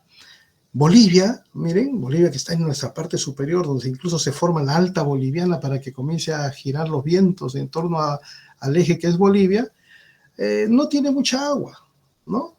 Entonces, miren, no llueve mucho en Bolivia, ¿se dan cuenta? Y ellos, por ejemplo, dependían de su gas natural. Ahora, el problema de ahí que ellos tienen es que ya no tienen tampoco el gas natural y tampoco tienen muchas hidroeléctricas. ¿Cuáles son las megatendencias? Las megatendencias, aquí ha habido un estrés hídrico durante el año 2023 que se ha prolongado de alguna manera al 2024, pero nosotros hemos tenido muy buenas condiciones a finales del año 2024, ¿no? Que ya el año 2025, que estamos hoy, ¿no? Ya no la tuvimos, ¿no es cierto? Ya no la tuvimos. Pero en cualquier momento volvemos a poder tenerlo, ¿no? Y entonces al año 2050, como habíamos repasado ya hace un momento, es considerado el Perú pues como un país que es vulnerable frente a algún cambio, algún reacomodo que nos puede generar problemas. Por eso que es importante, ¿no? Lograr afianzar nuestras cuencas con adecuada capacidad de almacenamiento. Entonces, miren, lo que empezaba en septiembre, ¿no? Ya no empieza en septiembre a veces, ahora ya empieza en diciembre, ¿no? Y acaba, miren, acá dice acaba a finales de marzo, bueno, un poquito más en abril, ¿no es cierto? Pero ya en mayo ya no es nada. Antes no era así, antes terminaba en mayo, empezaba en septiembre, había mejores condiciones. Entonces, entre diciembre y marzo, o diciembre y abril, se producen las mayores cantidades de pluviosidad en el país, ¿no? Tanto en la selva como en la sierra, ¿no? Y, digamos, con buenos vientos, todo marcha bien. Pero si cambia alguna condición, podríamos tener un año seco. Y este es un gráfico que me gusta mucho, es del año 2017, cierto, pero la edición de esto del Banco Mundial fue en el año 2020, ¿no? Miren la capacidad de embalse. Nosotros en Perú, acá estamos, miren, esta es nuestra capacidad de embalse. Somos un país que tiene muy pocos embalses para la cantidad de millones de peruanos que somos, ¿ya? Miren, esta capacidad de embalse la vamos a comparar con la demanda. Esta es la demanda, ¿no es cierto?, hídrica que requerimos. 21, digamos, kilómetros cúbicos. Ya, esa unidad es media rara, ya, disculpen. Bueno, eso lo dice el libro, pero no, antes yo ponerle otra unidad. Comparado con, digamos, los 5.8, ya los 6 kilómetros cúbicos que tenemos. Hay una gran diferencia, ¿no es cierto? ¿No? Miren esa gran diferencia. Ahora, del 2025. En el 2025 tenemos supuestamente una demanda de 27 kilómetros cúbicos. Entonces, la diferencia se agudiza. Que en el 2050, miren, la diferencia con la demanda va a ser mayor. Entonces, somos uno de los países, de alguna manera, juntamente con Chile, ¿no?, que comparado a las necesidades que tenemos como por millón, por habitante, por, digamos, kilómetro cuadrado en un país, hace que tengamos pues el ratio más bajo, ¿no?, de capacidad de almacenamiento, ¿no? Entonces estas son nuestras capacidades útiles más importantes, ¿no?, de almacenamiento que tenemos, tanto para los usos agrícolas, los usos de consumo humano, todo ello, pero ya estamos viendo que esa capacidad, ¿no es cierto?, no es suficiente, ¿no? Tenemos almacenamientos en el norte, ¿no?, importantes. Acá está Tinajones, acá está Poechos, acá está Gallito Ciego, que más son usados para agricultura, ¿no es cierto?, que para hidroelectricidad. Acá tenemos los almacenamientos de Viconga, de Cagua, el lago Junín, que es el más importante para hidroelectricidad, el lago Chinchaycocha, que le llaman también, y un sistema de lagunas que tiene Lima, en la parte de Marcapomacocha, en la zona alta, ¿no?, que también es importante, pero para el consumo humano, ¿no? O sea, no podemos quejarnos. O sea, acá convivimos con esta realidad hace muchos años, pero deberían haber más almacenamientos. Y en el sur hay varios, ¿no es cierto? Lagunillas, Pañe, Aricota, Pasto Grande, ¿ya? Pero el sur es una zona donde hay también necesidades de agua importante para muchas cosas. Yo creo que no tenemos esa capacidad de almacenamiento que quisiéramos, ¿no? Entonces, los riesgos en la generación, ya como para concluir, es que, por ejemplo, ¿no?, este es un evento pasado, este es un evento del año 2018, miren, pero lo traigo acá a cotación para reflejar qué cosa, que, digamos, este es el gas de camisea, ¿no es cierto? Incluso se produjo esta desconexión desconexión programada, ¿no es cierto? Porque el ducto de camisea o también sus instalaciones de explotación allá en Malvinas necesitan mantenimiento también. Entonces, cuando hacen mantenimiento, ¿no? ¿Qué pasa? A ver, pero acá a lo mejor pudo haber sido una falla, pero una falla de un día no creo, ¿no es cierto? Es un solo día. ¿Qué pasó? A pesar de que ha habido agua, baja la cantidad de gas que requiere el sistema, entonces se necesita ¿qué? Se necesita diésel, ¿no es cierto?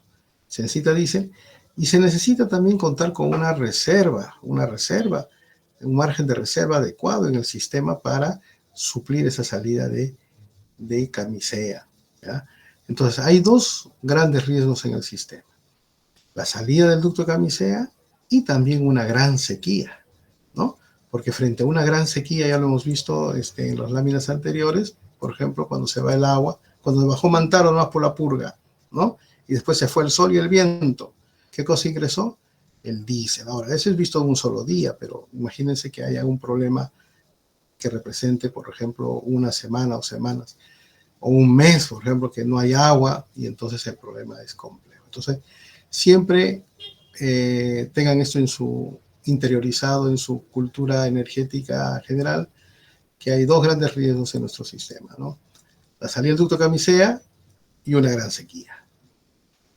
Este grafiquito también demuestra lo vulnerables que somos frente a una capacidad de almacenamiento de agua per cápita, es decir, por habitante, y que estamos, bueno, pues expuestos, ¿no? Cuando, por ejemplo, hubo en alguna oportunidad un corte de agua en Lima, no sé si se acuerdan, creo que antes de la pandemia, creo todavía, ¿no? Todos teníamos que salir al parque con nuestros baldes, ¿no es cierto?, para que nos den un poco de agua.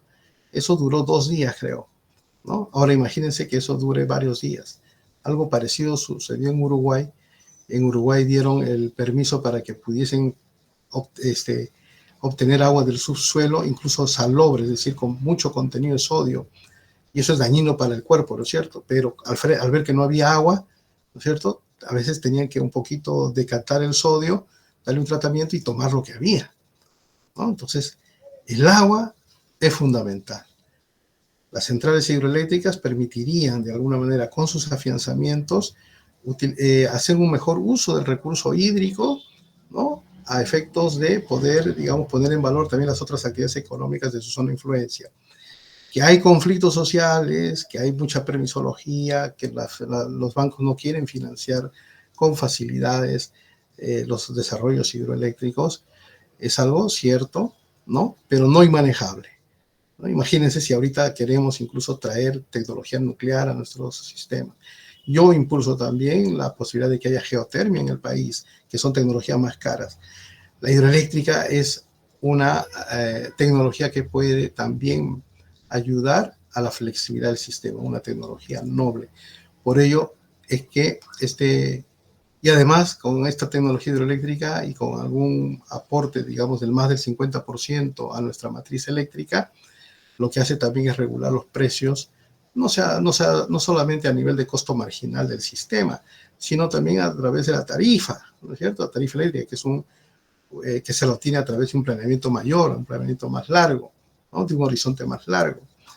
Entonces, hay muchas razones por las cuales, ¿no?, la tecnología hidroeléctrica tiene que mantenerse presente, tiene que ser parte relevante de nuestra matriz eléctrica, y además, digamos, como que su periodo de maduración para que se concreten los proyectos tiene que ser con una anticipación no menor, por decirles, a 5 años ahora, o 6 tal vez.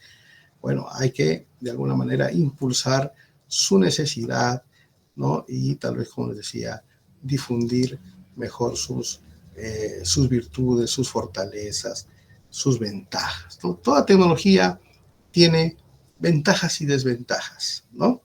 La desventaja más grande, por ejemplo, de las centrales eólicas y solares son sus intermitencias. Pero su ventaja más grande es que son de costos variables cero, ¿no?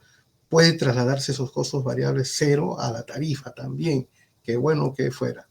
Pero necesitamos fortalecer nuestro sistema y hacerlo resiliente frente a cualquier perturbación que pueda tener. Y para ello la hidroeléctrica, que también proporciona costos variables bajos, ¿no?, puede de alguna manera contribuir con la flexibilidad futura que va a necesitar el sistema.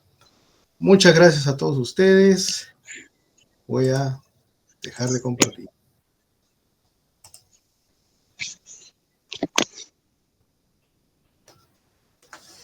Esperando sus preguntas. Muchas gracias.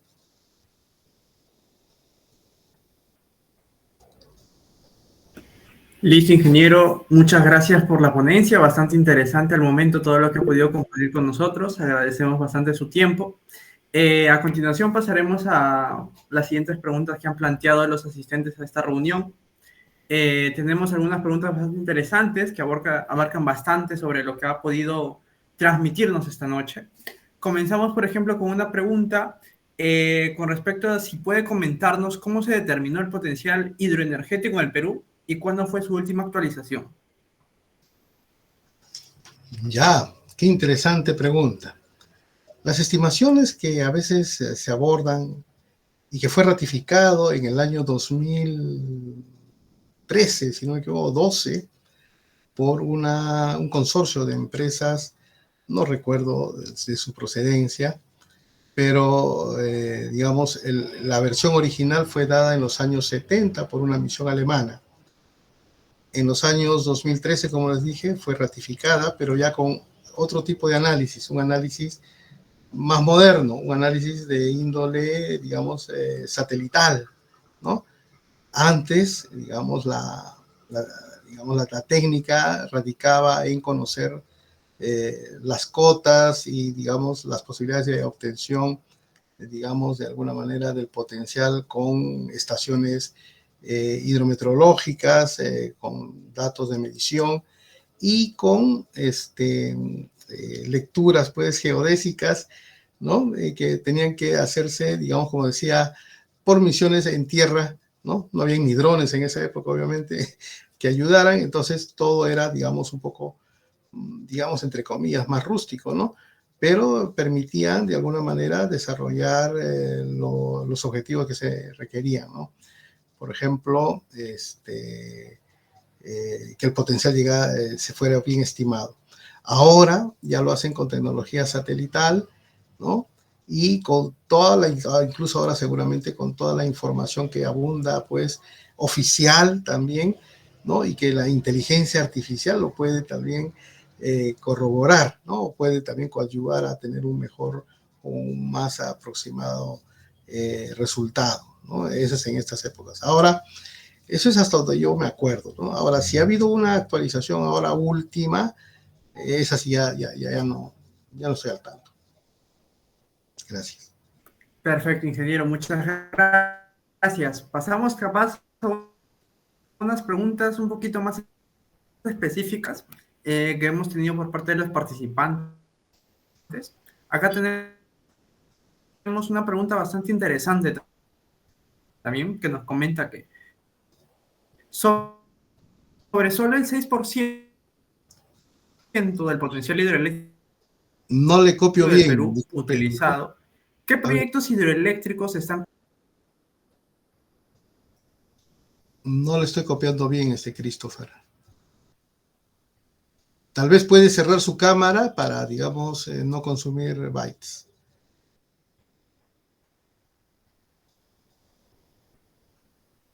Ahí está, mejor. Listo, ¿me llega a escuchar mejor, ingeniero? Sí, le escucho ahora sí. Perfecto, muchas gracias. Disculpen las molestias, inclusive el internet ahorita está fallando un poco. Le repito la pregunta en todo caso. Acá nos han comentado una pregunta bastante interesante sobre que comenta sobre el 6% del potencial hidroeléctrico del Perú utilizado actualmente. ¿Qué proyectos hidroeléctricos se están construyendo a la actualidad y qué proyectos se tienen a futuro planteados, ¿no? A ver, proyectos, en la actualidad solo uno grande representativo es el de Sangabán 3 en Puno. Proyectos a futuro, creo que hay algunos pequeños que no recuerdo su nombre, pero son proyectos menores, ¿no? 20 megavatios, 5 megavatios y pocos. Creo que hay 2, 3 planteados aquí a los 5 siguientes años. Proyectos que tienen, de alguna manera, interés nacional. Hay muchos formulados, como les decía en la exposición, de los perfiles que se heredaron de Electroperú, ¿no? Por ejemplo, uno de ellos es Paquitzapango, otro es Chadín, y hay muchos que en la cuenca del Marañón también, ¿no? Está, por ejemplo, proyectos como Iñambari, que quedaron un poco frustrados, y entonces hay muchos que están así en cartera, pero ellos ninguno, incluso hay uno último del Paquitzapango, que el Congreso creo lo ha declarado de interés nacional, pero eso es una posición un poco más política, no tiene mucha probabilidad de que pueda ser factible de su ocurrencia, ¿no? Perfecto, ingeniero, muchas gracias. Partimos acá, paso unas 2 preguntas finales ya para ir cerrando la ponencia de esta noche. Partimos de una pregunta también bastante interesante por el ámbito de las centrales hidroeléctricas, que nos comenta sobre proyectos que están construyendo o tienen planeado hacerlo, dependiendo de la pregunta anterior. ¿Podría mencionar capaz un caso donde hubo problemas sociales, por ejemplo, con comunidades campesinas al momento de realizar su construcción, los cuales hayan podido retrasar o cancelar alguno de estos proyectos? Claro, hay varios. Chadín es uno de ellos, por ejemplo, en el norte. Otro es, por ejemplo, Pucará. Yo recuerdo que Pucará, creo que si no me equivoco, es en la región sur. Y miren, Pucará incluso tenía una licitación ganada, una licitación adjudicada, pero la complejidad incluso de su diseño técnico hizo que con las comunidades haya mucho conflicto, ¿no? Social, y nunca llegaron o arribaron a algún acuerdo, ¿no? Entonces, ese proyecto Pucará, que creo que era de 140 megavatios, más o menos creo, por ahí no recuerdo bien la magnitud, también se frustró, ¿no? Miren, ya tenía una adjudicación ganada, es decir, algo que podía ser más viable su financiamiento con los bancos, ¿no? Pero, digamos, de alguna manera, después no ha habido más impulso a ellos, porque les voy a decir una cosa, ¿no? Si uno, por ejemplo, le hiciera la pregunta a algún inversionista, ¿y en qué quisieras invertir ahorita, por ejemplo, en el país, ¿no? A pesar de la inestabilidad política y todo lo que pueda estar pasando, la respuesta va a ser bien simple, va a decir en lo que me sea más rentable. ¿Y qué es lo que es más rentable en estos momentos? Son las centrales eólicas y solares, ¿no?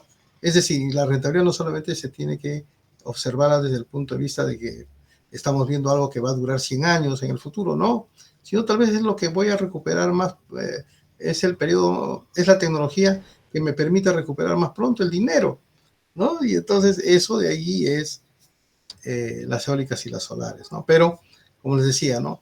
Yo estoy convencido de que los inversionistas saben que invertir en un proyecto de hidroeléctrico que les va a durar ese proyecto, por ejemplo, 100 años de vida útil, obviamente ellos van a tener la posibilidad de venderlo en cualquier momento, ¿no? Y esa central va a estar ahí siempre presente. Entonces, para cualquiera que después lo adquiera, es como si fuera, entre comillas, una especie de mina de oro, ¿no? Solo que hay que dar el primer paso. Gracias. Perfecto, ingeniero, muchas gracias. Ya para finalizar esta ponencia, pasamos a una pequeña duda que ha tenido uno de nuestros asistentes a esta ponencia el día de hoy, que nos comenta que es estudiante de ingenierías de energía renovable y que si le puede dar capaz algún indicio de una recomendación en qué se podría especializar, ya que no conoce mucho de la carrera, ya que es nueva, y tampoco del campo laboral, ¿no? Muy bien. Las energías renovables son una realidad. Hay que considerar a la hidroeléctrica, hay que considerar a la geotermia, hay que considerar, por ejemplo, incluso a las termosolares, hay que considerar, digamos, a todo lo que empiece con biomasa, biogás, biocombustibles, todo lo que sea energía renovable. Combustibles sintéticos, por ejemplo. En estos tiempos hay 2 cosas de las que todos tenemos que estudiar mucho, incluido yo. Procesos que tienen que ver con los temas de la química, que es las nuevas formas de la generación de estos tiempos. Yo le llamo la generación de la nueva era o de la nueva escuela, ¿no? Porque la vieja escuela era, pues, los elementos que rotan, los fluidos que ingresan a una turbina, ¿no? Esa es la vieja escuela, que siempre va a estar presente. Pero la nueva escuela se trata de comprender cómo se da la transformación a través de los procesos físico-químicos para obtener los electrones, ¿no? Entonces, y ahí está incluido el hidrógeno también. Entonces, hay que estudiar más ahora química, hay que estudiar también estas tecnologías de la información emergente, ¿no? Hay que poder culturizarnos en temas de electrónica y potencia para comprender bien lo que significa el poder obtener electrones de estas nuevas tecnologías. Y dentro de la química también están los temas de la biomasa, pues, ¿no? Que miren, es una de las ramas multidisciplinarias más complejas que existen, ¿no? Entonces, especialícense en esas cosas y, bueno, empiecen por lo que tenga que venir en estos tiempos, ¿no? O sea, que alguien está por ahí diciendo en qué trabajo. Miren, ¿saben qué? En cualquier trabajo, ustedes tienen que ser buenos en cualquier trabajo, ya después irán escalando poco a poco en el devenir de la vida, ¿ya? Muchas gracias, entonces, gracias a todos por su participación hasta este momento. Perfecto, ingeniero. Muchas gracias por su tiempo el día de hoy y el apoyo en esta oportunidad de ser participante de nuestro primer webinar sobre la importancia de las centrales hidroeléctricas. Esperamos poder contar siempre con usted para futuros proyectos. Ha sido todo un placer poder escucharlo y agradecerlo. Es un ejemplo para poder seguir creciendo, ¿no? Dentro de lo que es la investigación para las energías renovables, así como nos ha podido ilustrar el día de hoy. Asimismo, recordarle también a los participantes de esta ponencia que pueden seguir al ingeniero dentro de sus redes sociales y también seguir el proyecto de Neymera Perú en el canal de Facebook donde se ha sido transmitida la ponencia del día de hoy. Agradecemos su participación. Muchas gracias, ingeniero. Ha sido todo un placer trabajar con usted el día de hoy. Esperemos que tenga una bonita noche. Gracias. Muchas gracias a todos. Un fuerte abrazo y estudien siempre, ¿no? Hasta luego, un fuerte abrazo.